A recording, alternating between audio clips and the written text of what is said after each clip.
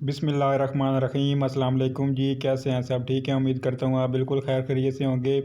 अच्छा, आज मेरे सामने जो टॉपिक है वो है जी हदीस। हदीसें हैं जी, ये तकरीबन 20 हदीस हैं। अरबी ज़बान व अदब का ये पेपर है जी, सरगोदा यूनिवर्सिटी पार्ट 2 का। तो आज हम हदीस के हवाले से हम बात करेंगे। तकरीबन ये 20 हदीस हैं और इनकी जो है ना तशरीह करनी होती है। 20 नंबर का ये क्वेश्चंस पेपर में आता है, तो आज हम इस हवाले से बात करेंगे, ठीक है। तर्जमा है जी तशरीह हदीस का। और पहली जो हदीस है वो है जी इन्नमल अमालु बिन्नियात। तर्जुमा है इसका, बेशक अमाल का जो दारोमदार है वो नीयतों पर है। आगे हमने इसकी जो है ना तशरीह करनी होती है।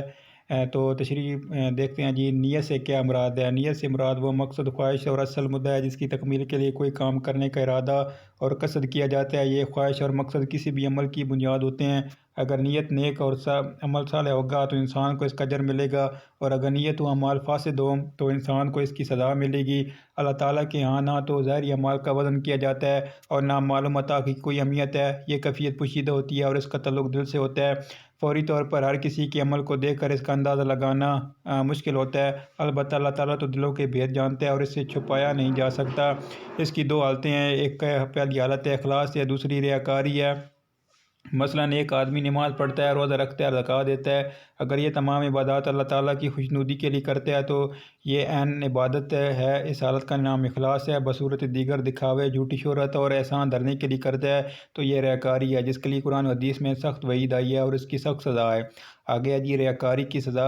हदीस शरीफ में रियाकारी और दिखलावे से मना किया गया है। एक हदीस में ऐसे 3 आदमियों का वाक़या बयान हुआ है जिसकी नीयत में इखलास नहीं था। इरशाद नबी का है कि इरशाद नबी सल्लल्लाहु अलैहि वसल्लम का मफ़हूम है कि क़यामत के दिन अल्लाह ताला के सामने 3 आदमियों को इस हालत में पेश किया जाएगा कि इनमें एक आदमी शहीद और दूसरा आलिम और तीसरा सखी होगा, मगर इन तीनों ने अपने अपने अमाल शोहरत हासिल करने और नमूद नुमाइश के लिए किए होंगे। अल्लाह ताला फरमाएंगे कि अपने अमाल के बदले और मुआवजे तुमने दुनिया में वसूल कर लिए। तुम्हारे ये अमाल इसलिए थे कि लोग तुम्हें शहीद, आलिम और सखी के नाम से मशहूर कर दें, तो ये तुम्हें ये अजर मिल चुका। चूँकि इन अमाल में इखलास नहीं था, इसलिए ये अब यहाँ कोई अजर नहीं आता कि इन तीनों आदमियों को दोज़ख में डाल दिया जाएगा।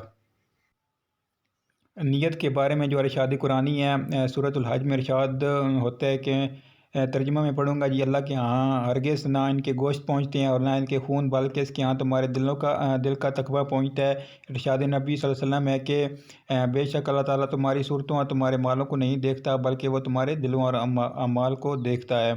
तो अगर आप के पास ये पेपर आ जाए तो आपने जो है ना ये सिर्फ आयत, ये जो ऊपर लिखी हुई हैं ये आयत नहीं लिखनी, सिर्फ जो है ना इसका तर्जुमा आपने लिख देना, ठीक है। नीयत और दिल का ताल्लुक, नीयत इरादे और तमाम अमाल का सरचश्मा है दिल है। नीयत के अच्छी और बुरे होने का ताल्लुक इंसान के दिल पर मौकूफ़ है, लिहाजा नीयत की इस्लाह के लिए दिल की इस्लाह भी नहायत ज़रूरी है। सैयदना नुमान बिन बशीर रज़ी अल्लाह तआला अन्हु कहते हैं कि मैंने रसूल सल्लल्लाहु अलैहि वसल्लम से सुना कि आप सल्लल्लाहु अलैहि वसल्लम फरमाते हैं कि हलाल ज़ाहिर है और हराम भी ज़ाहिर है, और दोनों के दरमियान में शुबा की चीज़ें हैं कि जिनको बहुत से लोग नहीं जानते। बस जो शख्स शुबा की चीज़ों से बचे, इसने अपने दीन और अपनी आबरू को बचा लिया। और जो शख्स शुबहों की चीज़ों में मुब्तला हो जाए, इसकी मिसाल ऐसी है जैसा कि जानवर शाही चारागाह के करीब चर रहा हो, जिसके मुतल्लिक अंदेशा होता है कि एक दिन इसके अंदर भी दाखिल हो जाए। लोगों, आगाह हो जाओ कि हर बादशाह की एक चारागाह है। आगाह हो जाओ कि अल्लाह की चारागाह इसकी ज़मीन में इसकी हराम की हुई चीज़ें हैं। ख़बरदार हो जाओ कि बदल में एक टुकड़ा गोश्त का है, जब वह संवर जाता है तो तमाम बदन संवर जाता है, और जब वो ख़राब हो जाता है तो तमाम बदन ख़राब हो जाता है। सुनो, वो टुकड़ा दिल है। इसलिए तमाम अमाल के लिए दिल का दुरुस्त होना ज़रूरी है। नेक जज्बात और खलूस नीयत ही वो चीज़ है। यहाँ मैयत लिखा है लेकिन ये खलूस नीयत है। खलूस नीयत ही वो चीज़ है जिसके ज़रिए वो अमाल अल्लाह ताला के यहाँ कबूल होंगे। अजर व सवाब या गुनाह व अज़ाब जो हमारे अमाल का लाज़मी नतीजा है। नीयत और इरादे का मरून मिन्नत है। नीयत में जिस कदर खलूस होगा, अमल उसी कदर मकबूल होंगे। अगर नीयत में ख़राबी होगी तो अमाल का नतीजा ख़राब ही निकलेगा। अल्लाह ताला के यहाँ इन अमाल का कोई वज़न नहीं होगा। अमाल 3 किस्म के होते हैं। एक पहला है जी ताआत, दूसरा है मुआसी, तीसरा है मुबाहात। जहाँ तक मुआसी यानी गुनाहों का ताल्लुक है तो वह नीयत के दुरुस्त होने से भी काबिल कबूल नहीं हो सकते। मसलन हराम माल से मस्जिद बनवा दी जाए तो इससे कोई सवाब हासिल नहीं होगा, बल्कि इन कामों को नेकी तस्वुर करना मज़ीद गुनाह होगा। नीयत की अच्छाई गुनाहों की हैसियत को बदल नहीं सकती। गुनाह हर हालत में गुनाह ही रहता है। طاعت یعنی وہ کام جس کا اللہ تعالیٰ نے حکم دیا تو ان کی قبولیت کے لیے نیت کا درست ہونا شرط ہے، یعنی ان سے ثواب اسی صورت حاصل ہوگا جب انہیں اللہ تعالیٰ کی خوشنودگی کے لیے کیا جائے، اور اگر نیت صحیح نہ ہو تو مثلا نماز لوگوں کو دکھانے کے لیے پڑھی جائے یا صدقہ سخاوت کی داغ بٹھانے کے لیے دیا جائے تو بھی اجر و ثواب سے ایسے بہترین اعمال خالی رہیں گے۔ یہی حالت مباحات کی ہے۔ نیت کے اعتبار سے ایک جائز کام باعث ثواب بھی بن سکتا ہے اور باعث گناہ بھی، مثلا خوشبو لگانا ایک جائز عمل ہے اگر محض حصول لذت کے لیے کیا جائے تو مباح ہے، اگر تکبر اور مال و دولت کی نمائش کے لیے لگائی جائے تو اس کا نتیجہ گناہ ہوگا، اور اگر اس لیے استعمال کی جائے کہ سنت رسول صلی اللہ علیہ وسلم کی پیروی ہو جائے یا اس لیے کہ مسجد میں قریب بیٹھے ہوئے لوگوں کو راحت پہنچے تو یہ باعث ثواب ہوگا۔ یہی کیفیت تمام جائز کاموں کی ہے، مثلا رات کو سونے سے پہلے یہ نیت کرنا کہ صبح جلدی اٹھ کر نماز ادا کرنی ہے تو یہ سونا باعث ثواب ہوگا، اور اس سے یہ بات ذہن نشین ہوتی ہے کہ انسان کا یہ عمل نیت کا تابع ہے۔ یہ جو حدیث ہے اس کی زیر مطالعہ حدیث کی اہمیت، محدثین کے ہاں یہ حدیث اس قدر اہمیت رکھتی ہے کہ تقریباً اکثر محدثین نے اس کو اپنی کتابوں کے شروع میں درج کیا ہے، کیونکہ اس حدیث میں نیت کی اہمیت کا تذکرہ ہے جو عمل کی بنیاد ہے۔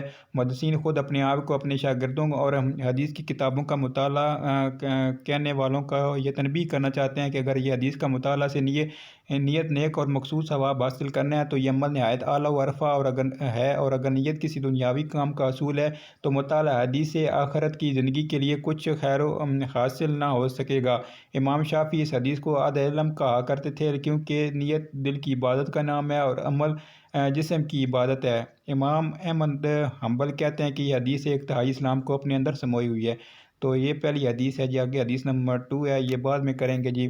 تو آپ نے کرنا ایسا ہے کہ اگر یہ امتحان میں آ جائے، پیپر میں آپ کا یہ کوشچن آ جائے کہ انما الاعمال بالنیات والی اگر آپ کے پاس یہ آ جائے تو اس کے جو نمبر ہوں گے، ایک جو حدیث ہے اس کے 10 نمبر ہوں گے اور جو 2 کوشچن ہوں گے تو دونوں کے جو ہے نا 20 نمبر ہو جائیں گے، ٹھیک ہے۔ تو آپ نے پہلے ایسا کرنا ہے کہ اس کو آپ نے اوپر لکھ لینا ہے انما الاعمال بالنیات، اس کی ہیڈنگ آپ نے دے دینی ہے اور پھر اس کا نیچے ترجمہ کر کے آگے آپ نے اس کی تشریح کر دینی ہے، ٹھیک ہے۔ تو امید ہے آپ کو اس بات کی سمجھ آ گئی ہوگی، ٹھیک ہے۔ اگر آپ ایم اے اردو کی تیاری کر رہے ہیں تو کائنڈلی جو ہے نا میرے چینل کو ضرور سبسکرائب کر دیں۔ بہت شکریہ، تھینک یو ویری مچ، اللہ حافظ۔